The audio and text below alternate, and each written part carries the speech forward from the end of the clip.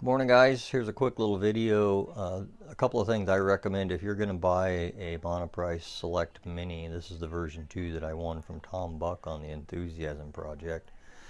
And a couple of things. I would buy one of these micro SD to SD card adapters.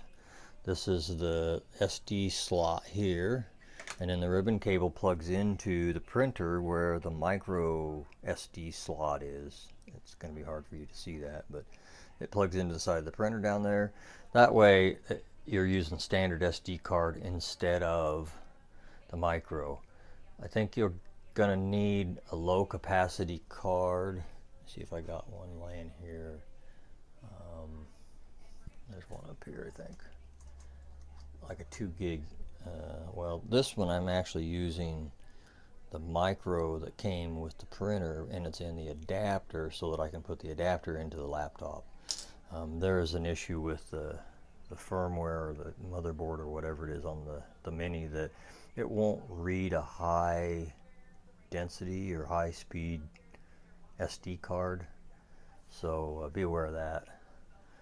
But I couldn't live without that adapter. It's such a pain for me to get the micro USB card in and out of there. Then you don't have to swap it in and out of the adapter. You just use standard SD card in the computer.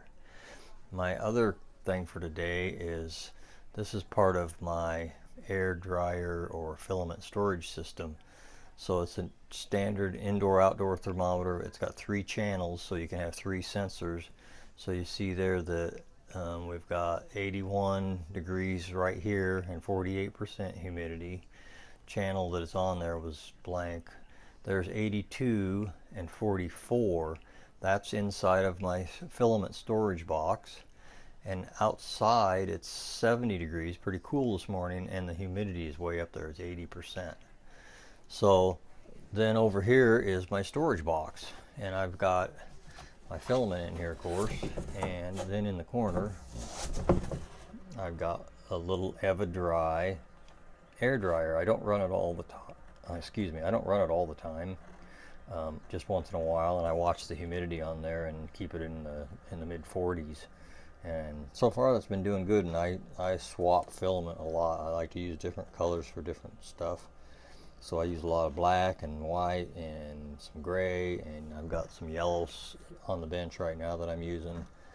And so I just reach in here to get my filament in and out, and I'll switch that on occasionally. And then when I'm not using the filament in there, I shut the box.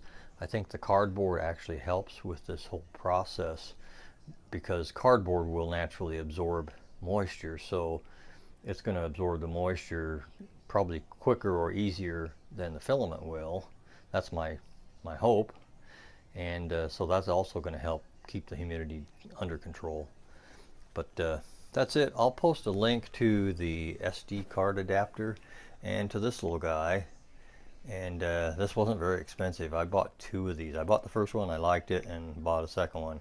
You need the outdoor sensor has to provide humidity, or the barometer, whatever you call it, the relative humidity.